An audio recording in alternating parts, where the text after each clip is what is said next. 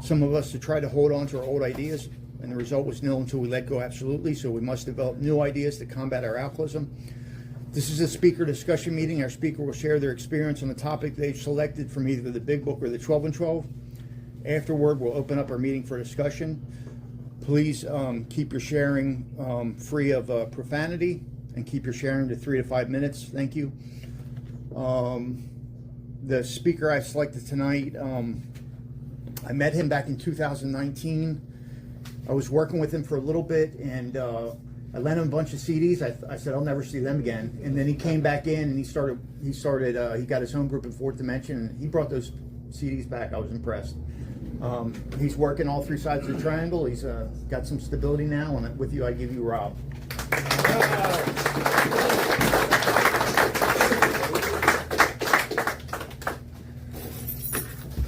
Thanks, Eric. My name is Rob, and I am an alcoholic. Hey, Rob. Just to get the formalities out of the way, I have a home group. It's the Fourth Dimension.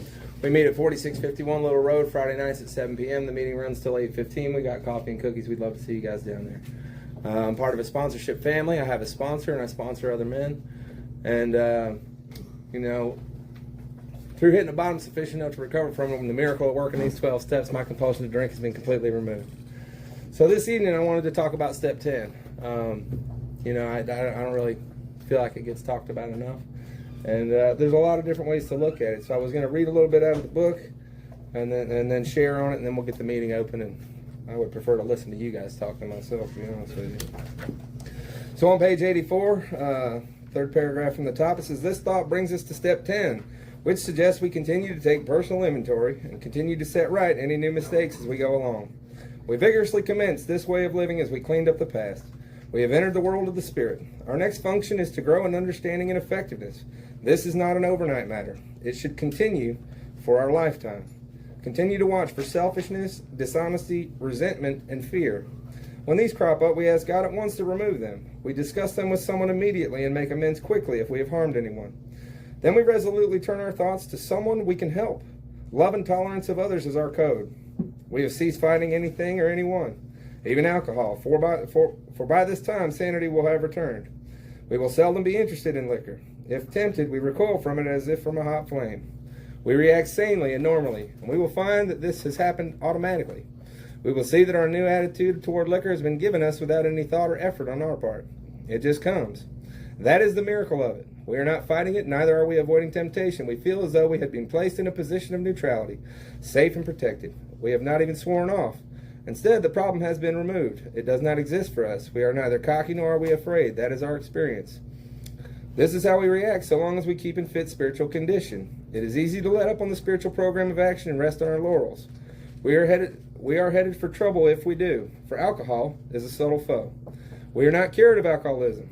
What we really have is a daily reprieve contingent on the maintenance of our spiritual condition. Every day is a day when we must carry the vision of God's will into all of our activities. How can I best serve thee? Thy will, not mine, be done. These are thoughts which must go with us constantly. We can exercise our willpower along this line all we wish. It is the proper use of the will.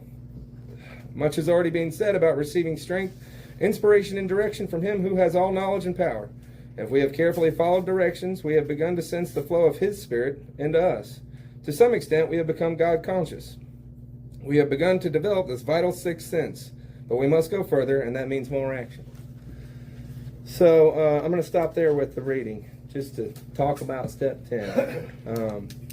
I don't know why, but y'all got me so nervous I could poop through the screen door right now and not touch a wire. You know what I mean? I don't really know what's going on with that. My experience with step 10 is very early on when I met my sponsor and we started to go through the steps. He said if it's got a 1 in front of it, we're going to start looking at it now. And not to the effect that we're going to start working 10, 11, and 12 right off the bat, but we're going to look at them, right? While we look at the first step, we get into that. And the short version that I tell all my guys that I work with is step 10 is let's try and not be grumpy today. Let's try not just to be selfish and mean to people. That's the Cliff Notes version, right? It goes much deeper than that, obviously.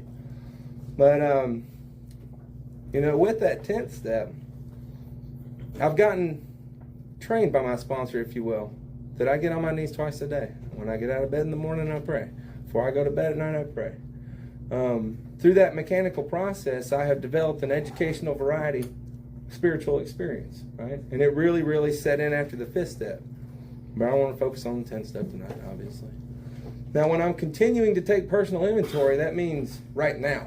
That means like in real time, as I'm maneuvering through the world. That's while I'm functioning out in the world being Rob being Rob, I'm trying to keep an eye on things, right?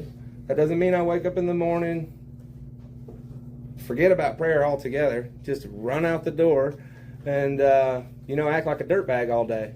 And then at the end of the day, try and write a useless inventory, leave God out of all of it, act like a scumbag all day, and then wonder why I'm not getting any better, right? Why isn't my life improving? Why don't I feel better about myself? What's going on in the world around me? Why is everybody mad at me again? Because I'm not following instructions at that point, right? Continue to take personal inventories in real time. And I'm not the best at it. I've gotten better, obviously, but I'm not the best at it, right? I catch myself in conversations with customers. I'm a service plumber. I'm in front of customers all the time. And my dog had an allergic reaction on New Year's Eve, right? And, the next week I'm going to work and I'm getting in front of customers and I'm like, oh, well, my dog's as sick as she's ever been. And it was an emergency trip to the vet and all this stuff. And I'm just lying to them. But I don't mean to, right? Because I'm not paying attention to what's coming out of my mouth. I'm seeking sympathy from these people for no reason whatsoever. Because that's just me and my way. I want sympathy from people for whatever reason. But I think a better story is like, well, yeah, the dog got sick and we went to the vet and it was like $200. It wasn't a lot of money, right? And then she was better. She's better now than she's ever been. I think that's the best story to be told, is that it was cheap and she was fine. Like, that's the best ending to a sick dog story that I know of. You know what I mean? I don't have a reason to get in front of these people and paint myself in some kind of light that's not required. I don't have to do that. I'm enough, right? And then in my inventory taking, I can tell you a little bit about myself. I've got a self-loathing streak that runs through me like a stripe on a skunk, right? There's something inside of me that hates me. I can't help that.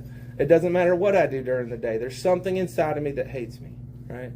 So if I do my inventory at the end of the day and I've been trying to function as a useful member of society during the day, I can put assets on my inventory, because scumbags don't answer the phone when people call. Scumbags hide in their house all day and get drunk, right?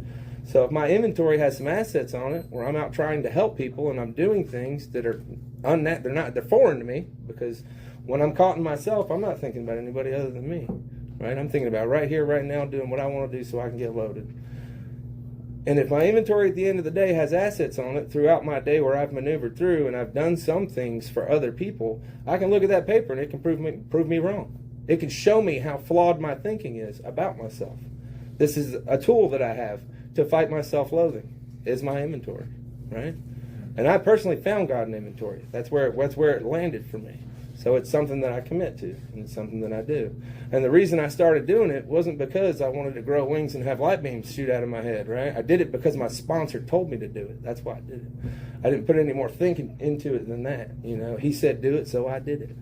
And over time, this has become a habit, and it's something that I can do to keep myself healthy, something I can do to keep myself useful, right? Because I know what happens once I start to feel separate, different, and alone. That's when the trouble's on the rise, right? That's when I start to have the big hurt show back up again, because I'm separate, different, and alone. You can put me in a crowded room, and I can get real quiet. You know what I mean? Because I'm worried about what you guys are thinking about me. I'm worried about what's this person doing, what's that person doing. And these are all extra thoughts that aren't required. I don't need to do any of that stuff, right? I can just be, and it's enough, right?